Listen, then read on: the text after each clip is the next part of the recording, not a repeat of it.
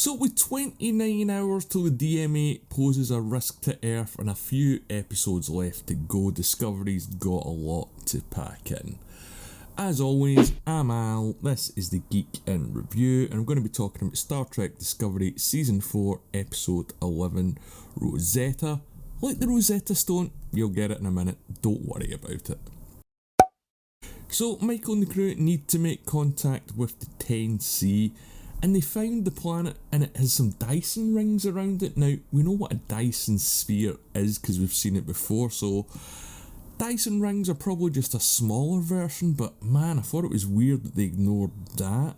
Someone that can build rings around the sun, I'd want to maybe take a look at that and send 2 away teams, but Michael decides to go on the mission with Saru, Colbert and Detmer, which the President does question, and initially I thought, is this going to be a Saru ep? No. But what about Tarka and Book? They're still doing something, and Tarka wants to clamp on Book's ship to Discovery to track them because of course he does. Why? Anything Tarka says at this point, it's just, yeah, it's terrible, let's go along with it. But in order to do this, they need to actually beam onto Discovery themselves, so they create a blind spot to go off on, I think this is their 5th side quest. Why not at this point?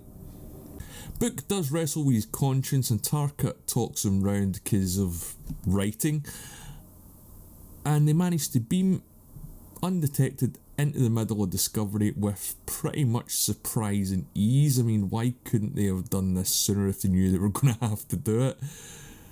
And they learn while they're on board that the Earth representative isn't fully committed to the plan that Starfleet and Discovery's taken. And Book decides to use it to his advantage. But first, they need to get to engineering, and so do we. It's been 4 seasons and we still haven't seen it or a warp core. So it turns out that the spore room is now engineering, but where's the warp core? Because we do actually see Discovery use warp drive in these episodes, the last couple. So yeah, man, get us a big warp core ASAP, please. But because it's engineering, we do get some Jet Reno, and she's talking to Adira, and it's about how much Adira looks up to Detmer.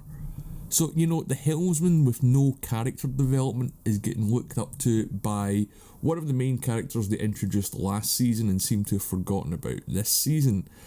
And we haven't seen much of Adira pretty much since Grey came back, so to me it just felt like this scene was pushed in because Adira talks about how much they idolise Detmer and how much they look up to her and how they're intimidated by Detmer, but have we ever seen these two directly talk to each other? I mean, they probably have, but there's certainly been nothing memorable, and it just felt like this scene was kind of pushed in because it's not a Saru ep, it's actually a Detmer episode. But anyway, Jet does seem to be the chief engineer, so I suppose that's good news. And Book does manage to talk the Earth representative into giving him info on what Discovery's going to be up to, even though the point of him getting on the ship was to attach the Discovery so he would know that we're up to anyway. I suppose it's more about the decision making process, but like so much of this season it doesn't make sense to me. But anyway, so they have to sneak on board to turn the sensors off, but they've already snuck on board making sure that the sensors can't detect the fact that they are on board. Oh, it's logic, man. But Tarka gets caught and he kidnaps Jet because, of course he is, he's a terrible person. And again, I just think this is terrible writing because if he kidnaps a crew member, they're going to know that they're missing and they're going to know that someone's taken that person, so it doesn't matter if your ship's undetectable or whatever, they're going to know that something's up as soon as someone realises that Jet Reno isn't where she should be. But anyway, back to the away team on the planet. So they go and it seems like the 10C lived in a gas giant, which if you know anything about planets in Star Trek means that they're very, very different to the way we are. And I have to say, the whole away mission, it did genuinely feel like good old-fashioned Star Trek. They all get their nice spacesuits and they get to walk through a quarry, and man, do they love a good quarry this season.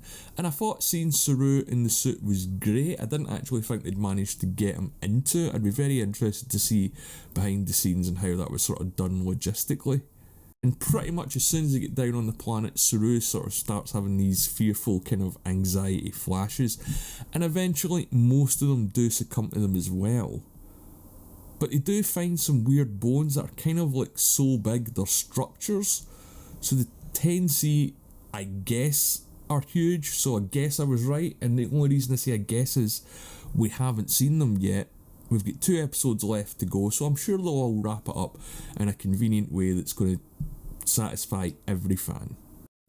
But as I say, it does all feel very Trek, going down to strange planets, having a strange phenomenon that people are afraid of, a bit of an odd alien presence kind of thing. And if it wasn't for the bad writing, I'd actually love it.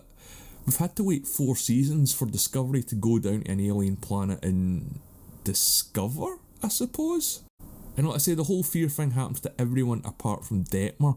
Now, I thought it was going to be initially because of her implants, but they work out that it's actually the dust on the planet that's causing it, and because Detmer hasn't been in contact with it, that's why she's not getting all afraid and anxious. So that to me didn't make sense when there's something, the whole implant thing is something that would differentiate Detmer from Michael and from Colbert, but instead of using that and sort of, in my mind at least, creating a logical story about why she's not affected, it's just, oh, you didn't walk through that thing the rest of us walked through, so that's what. And yeah, man, I'm kind of losing the will with this story, especially after how good Picard was.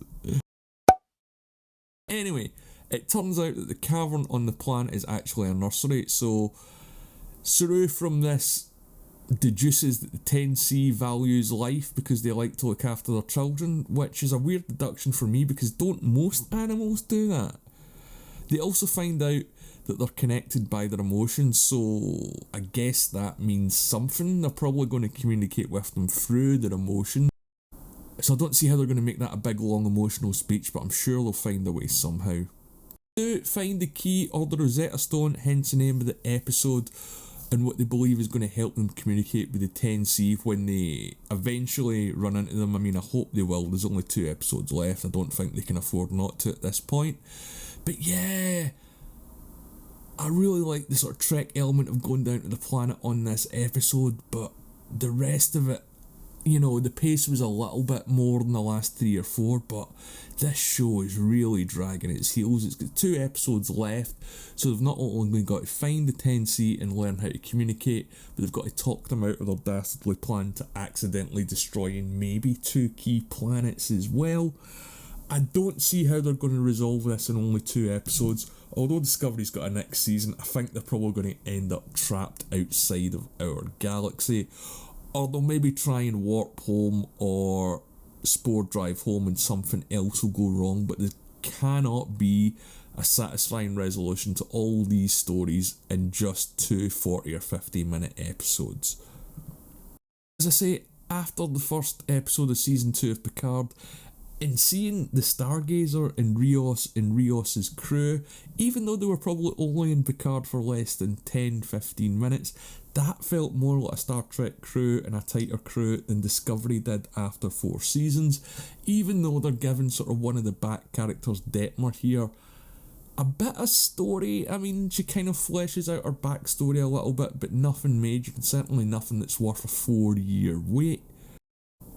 And as I mentioned, the whole scene with Adira and Jet did feel that it was a little pushed in, and there's a scene at the end as well in which Stamets shows up, and I just think they have him giving this speech just to remind us that the character's there, because this is probably the season where Stamets has done the absolute least.